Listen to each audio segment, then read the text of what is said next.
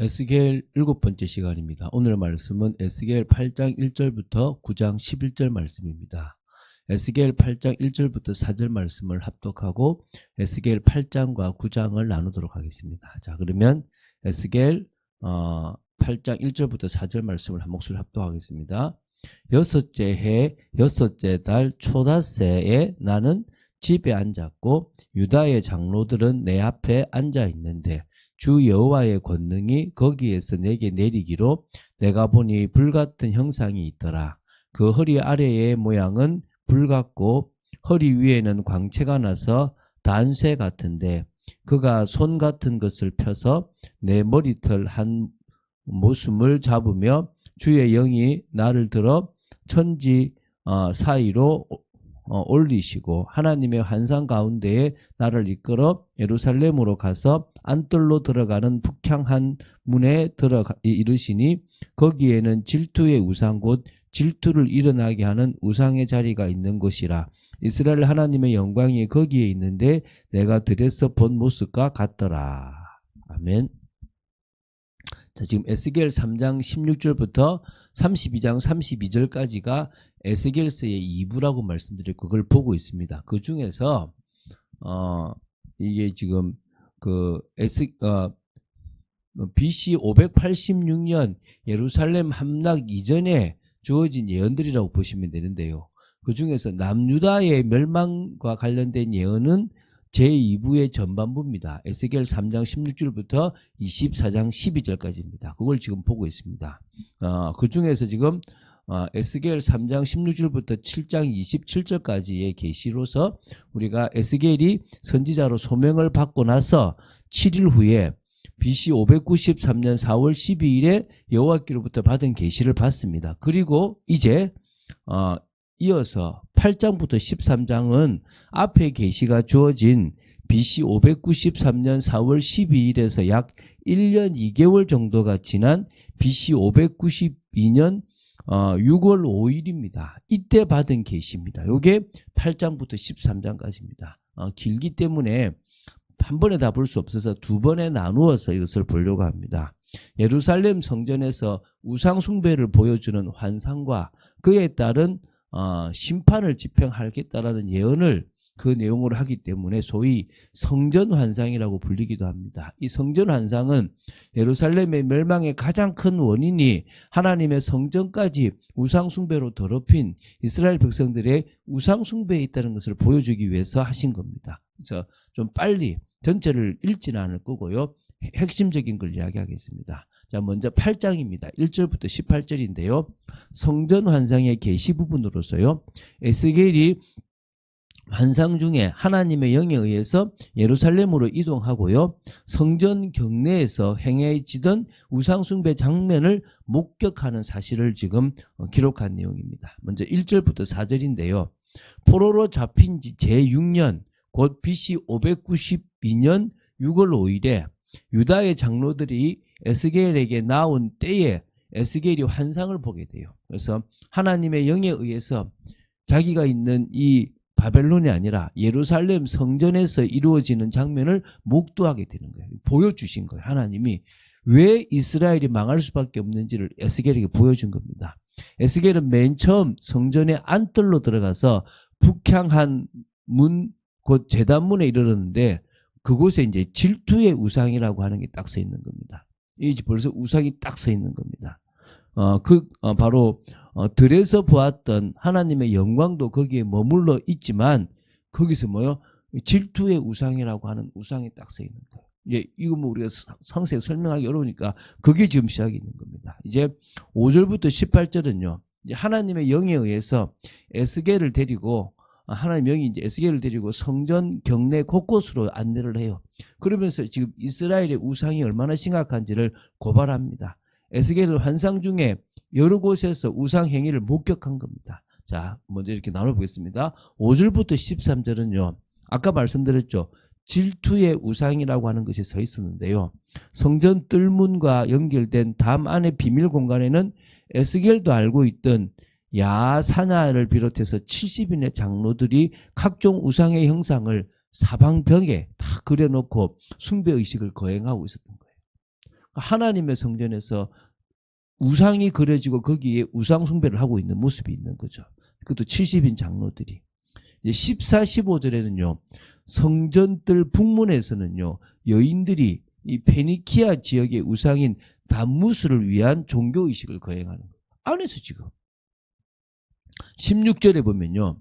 성전 안뜰의 성전 현관과 제단 사이에서는요. 25인의 제사장, 곧 대제사장과 24반일의 제사장들이 성전을 등지고 동쪽을 향하여 태양신 숭배의식을 하고 있는 거예요. 야, 이게 지금 자기들이 하나님을 잘 섬긴다고 하고 있는 행동일 수도 있는 거야 지금. 우리가 교회에서 어찌 보면요 잘못된 것들이 들어올 수도 있는 거예요 지금. 17절 18절에 보면요 그 어떤 것보다도 거룩하게 유지되어야 될 하나님의 성전이 각양의 우상들과 우상 숭배로 더럽혀진 거예요. 한번 정리를 해볼게요. 자, 솔로몬에 의해서 성전이 건축되었습니다. 그리고 이게 11대 요담까지만 해도 거룩하게 잘 보존 유지되었어요. 근데 아합의 딸로서 이 제5대 왕이었던 요람의 아내 아달랴조차도 예루살렘 성전을 더럽힐 생각은 감히 하지 못했어요. 그런데 이 12대 왕 아하스 때 이르러서 성전이 더럽혀지기 시작했습니다. 아하스가 아수르의 우상의 제단을 성전에 세우면서 성전은 더럽혀진 거예요. 이걸 히스기야가 다시 그 우상을 제거했습니다. 그러나 그 뒤에 므낫세가 다시금 성전의 1월 성신을 위한 제단과 아세라 우상을 또 세워요. 그래서 또 이 성전이 더럽혀지는 순환을 당하거든요. 또 그 뒤에 요시야가 이 퇴락한 성전을 다시 수리하면서 우상의 제단과 우상들을 제거했어요. 그런데 그 뒤에 그 아들 여호야김 때에 이르러서는 성전에 또다시 우상들이 다시 세워져서 유다가 멸망하기 전까지는 지금 에스겔이 본 환상처럼 성전 경내 이 곳곳에 이런 이방 우상들이 세워진 거예요. 이게 지금 하나님은 계속 기회를 주셨는데 계속 무너진 거죠. 그래서 당신의 이름이 있는 곳으로 불려지긴 했지만 이미 훼손되어졌고요. 결국은 파괴당할 수밖에 없는 곳이 되어졌다는 거예요. 자, 두 번째 단락은요. 9장입니다. 1절부터 11절인데요. 여호와께서 부르신 심판 집행자들에 의해서 이스라엘 민족, 다시 말하면 이 예루살렘이나 이 이스라엘의 모든 민족들이 구분돼요. 먹으로 찍는 사람과 그러지 않는 사람. 그리고 살육을 당하는 환상을 지금 에스겔이 보는 겁니다. 이제 1, 2절입니다. 여호와께서요 예루살렘 성읍을 관할하는 자들로 살상의 무기를 들고 나오도록 호출하셨어요. 이게 사실 천사거든요. 하나님의 호출을 받고 나온 집행자들이 몇 명이냐? 모두 7명이에요. 그래서 이 6인은 모두 손에 살상 무기를 잡고 있었고요. 한 명은 가는 베옷을 입고 허리에는 서기관의 먹그릇을 차고 있었습니다. 그래서 이 하나님의 천사들인데요. 손에 살상 무기를 잡은 6인은 직접적으로 심판을 집행할 자들이고 가는 베옷을 입고 허리에 서기관 먹그릇을 가진 이 천사는요. 6인의 천사들이 심판을 집행하기에 앞서 가지고 이 백성들의 이 이마에다가 뭐합니까? 의인과 악인을 구분하는 그 표를 찍는 사람, 그 천사입니다. 찍고 나면 찍혀지지 않는 이스라엘 백성들이 다 죽는 거예요. 3절부터 7절입니다. 하나님께서요 가는 베옷을 입고 허리에 서기관의 먹그릇을 찬 천사를 향해서 의인들의 이마에 표를 하도록 명하셨어요. 이 좀 말세 때 있는 일하고 비슷하죠. 자, 또 그 외에 천사들에게는 이마에 표를 하지 않은 자들을 남녀노소 가리지 말고 다 죽인다. 그 시체들로 성전 모든 뜰에 채워 더럽히도록. 그 시체로 다 성전을 더럽히도록 명하신 겁니다. 이렇게 하나님의 명을 받은 천사들이 그대로 찍고 찍히지 않은 자들을 다 죽였어요. 얼마나 잔인해 보입니까? 이 정도로 하나님의 공의의 심판은 무섭고 확실합니다. 준엄합니다. 오늘 이 사실을 기억하시고요. 우리가 이마에 성령으로 도장 찍고 우리 마음에 성령으로 도장 찍지 않으면 안 된다는 겁니다. 자, 8절부터 10절입니다. 이스라엘 백성들을요 살육하는 현장을 이 에스겔이 목격해야 되는 거예요. 선지자 에스겔이 그리고 이제 하나님 앞에 탄원을 합니다. 막 지금 죽어가는 모습을 보면서 8절에 아하 주 여호와여 예루살렘을 향하여 분노를 쏟으시오니 이스라엘의 남은 자를 모두 멸하리 하시나이까. 그래서 하나님은요, 당신의 심판을 받을 수밖에 없었던 이스라엘 백성들의 범죄를 지적하셨습니다. 그리고 긍휼 없는 행위대로 심판하실 의지를 천명하셔서 읽어볼게요.